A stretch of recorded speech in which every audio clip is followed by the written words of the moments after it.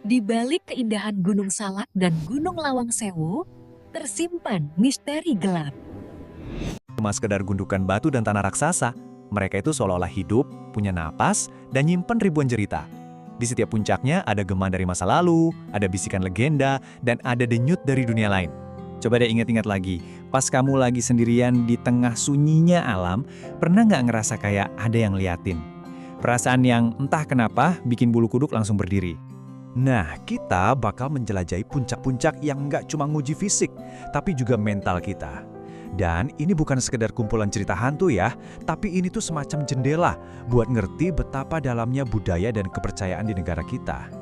Perjalanan kita mulai dari kisah cinta. Kenapa? Karena sering banget di balik puncak yang megah tersimpan cerita cinta, pengorbanan, dan tragedi yang ikut ngebentuk gunung itu sendiri. Coba deh, lihat bentuknya. Dari namanya aja udah ngasih petunjuk tentang asal-usulnya yang legendaris. Sebuah perahu yang kebalik, membeku jadi gunung.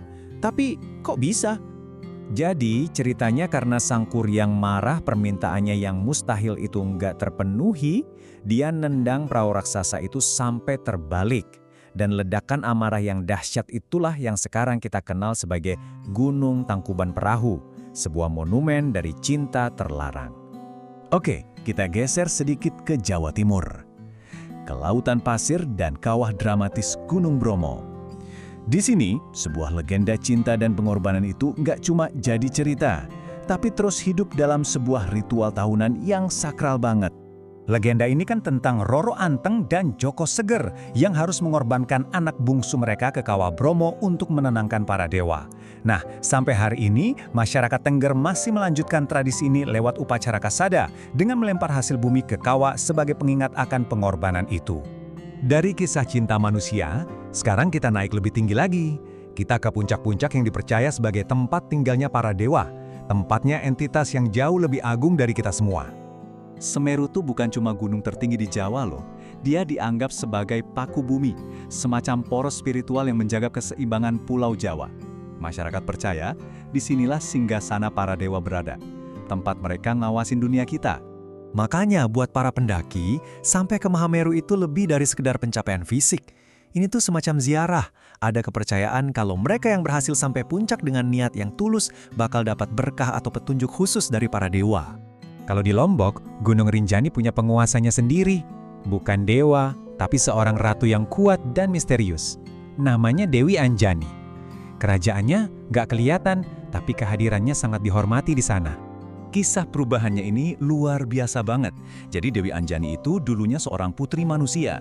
Pas cintanya nggak direstui, dia lari ke gunung dan bertapa sampai sakti banget. Nah, bangsa jin yang tinggal di Rinjani, saking takjub dan hormatnya, mereka akhirnya mengangkat Dewi Anjani sebagai ratu mereka. Oke, sekarang suasananya jadi makin intens nih. Kita bakal menjelajahi gunung-gunung yang terkenal dengan penghuninya yang gaib, kerajaan-kerajaan tak kasat mata, dan fenomena-fenomena yang, bikin bingung. Gunung Kerinci ini kayak sebuah dunia tersendiri. Hutannya yang super lebat itu dipercaya sebagai wilayah yang dilindungi sama penjaga-penjaga gaib. Dan penjaganya ini nggak cuma satu, tapi ada beberapa jenis. Ada dua penjaga yang paling terkenal di Kerinci. Pertama, Uhang Pandak, makhluk misterius mirip kera yang sampai sekarang keberadaannya masih jadi teka-teki, bahkan buat para ilmuwan. Terus yang kedua, Cindaku, yaitu manusia sakti yang dipercaya bisa berubah wujud jadi harimau buat menjaga keharmonisan hutan. Akhirnya, kita sampai di puncak penjelajahan kita. Ke gunung-gunung dengan reputasi paling bikin merinding. Tempat-tempat yang dikenal angker, di mana batas antara dunia kita dan dunia lain itu jadi tipis banget. Di perbatasan Jawa Tengah dan Jawa Timur, ada Gunung Lawu yang nyimpen salah satu legenda paling bikin resah para pendaki. Sebuah pasar gaib yang cuma bisa didengar tapi nggak akan pernah bisa dilihat.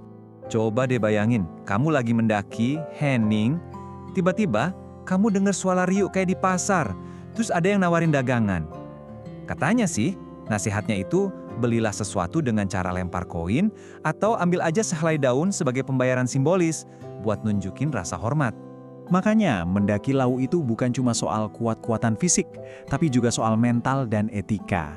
Ada aturan nggak tertulis yang harus dipatuhi. Mengeluh, ngomong kasar, atau pakai baju hijau itu dipercaya bisa nyinggung para penunggu gunung dan ngundang bahaya. Aktivitas vulkanik Gunung Klut itu nggak cuma dilihat dari sisi geologi. Buat masyarakat setempat, setiap gemuruhnya itu adalah gema dari sebuah sumpah kuno, sebuah janji balas dendam dari sosok yang pernah dikhianati. Nah, itu tadi kutukan mengerikan dari Lembu Suro, sosok berkepala banteng yang dikhianati dan dikubur hidup-hidup di gunung ini. Sampai sekarang, setiap letusan kelut masih dipercaya sebagai upayanya buat balas dendam yang gak pernah padam. Setelah dengerin semua kisah misteri tadi, coba deh kita mundur sedikit. Kisah-kisah ini sebetulnya bukan buat nakut-nakutin, tapi buat nunjukin betapa dalamnya hubungan budaya dan sejarah antara manusia dengan gunung-gunung ini. Semua cerita dari mulut ke mulut ini ternyata akarnya dalam banget. Jauh sebelum legenda-legenda tadi ada, nenek moyang kita itu udah mandang gunung sebagai tempat yang sakral. Situs purbakala kayak Gunung Padang ini jadi bukti bisu kalau pemujaan terhadap gunung itu udah ada sejak ribuan tahun yang lalu. Jadi, lain kali kamu berdiri di puncak gunung di Indonesia, coba ingat ini ya, kamu tuh nggak cuma berdiri di atas batu dan tanah, kamu berdiri di atas lapisan sejarah, mitos, dan kepercayaan. Pertanyaannya adalah, pas kita jalan di jalur yang sama, kira-kira kita ngerasain juga nggak ya gema dari langkah-langkah mereka yang datang jauh sebelum kita?